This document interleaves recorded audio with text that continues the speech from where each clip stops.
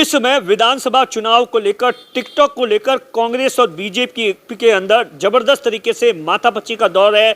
लगातार जयपुर से लेकर दिल्ली तक तमाम तरीके की मीटिंग की जा रही है और इसी बीच खबर है कि कांग्रेस के अंदर एक जो 5 महीनों के 5 सर्वे आए थे उसमें यह बताया गया है कि कई विधायक है, मंत्री है जिनका टिकट कटना लगभग तय है। और हेमाराम चौधरी के बारे में, जो कि वर्तमान के अंदर गहलोत सरकार के अंदर कैबिनेट मंत्री है, सचिन पायलट गुट से आते हैं। हेमाराम चौधरी के बारे में ये जानकारी निकल कर आ रही है कि हेमाराम चौधरी ने पार्टी के प्रदेश के नेताओं को सीधे तौर पर यह कह दिया है कि हेमाराम चौधरी इस बार चुनाव नहीं लड़ना चाहते गुड़ामलानी से, लिहाजा किसी नए और युवा चेहरे को मौका दिया जाए। इस तरीके की जानकारी निकल कर आ रही है क्योंकि आप देखिए गुड़ामलानी के अंदर जो सीट का इतिहास रहा है, जिसके अंदर बीजेपी है 2013 के अंदर एक बार चुनाव जीती थी, उससे पहले कभी भी बीजेपी वहां पर चुनाव नहीं जीती है। 6 बार से लगातार बीजेपी कोशिश कर रही है। हाल ही के अंदर बीजेपी ने वहां पर बड़ी रैली की थी। जो पूर्व विधायक के बेटे के बिश्नोई है वो उस विधानसभा सीट से दावेदारी कर रहे हैं।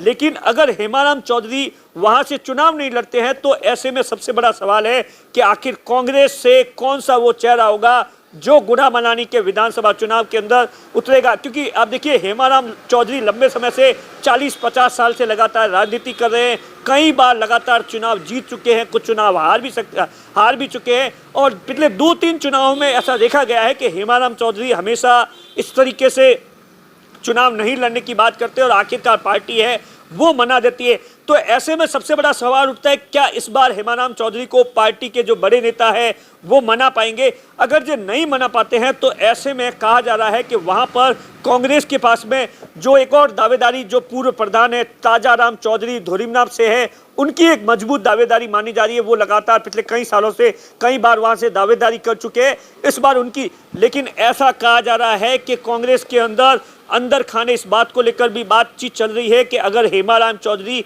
चुनाव नहीं लड़ते हैं तो उनकी बेटी सुनीता चौधरी को चुनावी मैदान में उतारा जा सकता है। ऐसा कांग्रेस का संगठन है, वो इस बात को लेकर तमाम तरीके से सर्वे कर रहा है, तमाम तरीके से चर्चा कर रहा है। हालांकि हेमाराम चौधरी से मेरी बातचीत भी हुई थी, फोन पर बातचीत भी हुई थी 2 दिन पहले, तो उन्होंने सीधे तौर पर साफ तौर पर इस बात से इनकार कर दिया कि इस बार न तो वो चुनाव लड़ना चाहते हैं, न ही उनकी बेटी सुनीता चौधरी है, उनके परिवार से कोई चुनाव नहीं लड़ना चाहता। लेकिन कांग्रेस के लिए सबसे बड़ी मुसीबत है कि वहां पर किसे मैदान में उतारा जाए, क्योंकि वो एक कांग्रेस की आप देखिए परंपरागत सीट है। लेकिन इस बार हेमाराम चौधरी ने साफ तौर पर इनकार कर दिया है। सुनीता चौधरी जो कि उनकी बेटी है, लगातार वो 6 महीने पहले ही उनके जो भाई स्वर्गीय भाई है उनके वीरेंद्र धाम को लेकर तमाम तरीके से सुर्खियों में आई थी। सचिन पायलट ने एक बड़ा आदर्श स्टेडियम के अंदर सभा की थी। सचिन पायलट ने सीधे तौर पर कहा था कि हेमाराम चौधरी को इस बार का चुनाव किसी भी हाल में लड़ना है, हमारे लिए लड़ना है।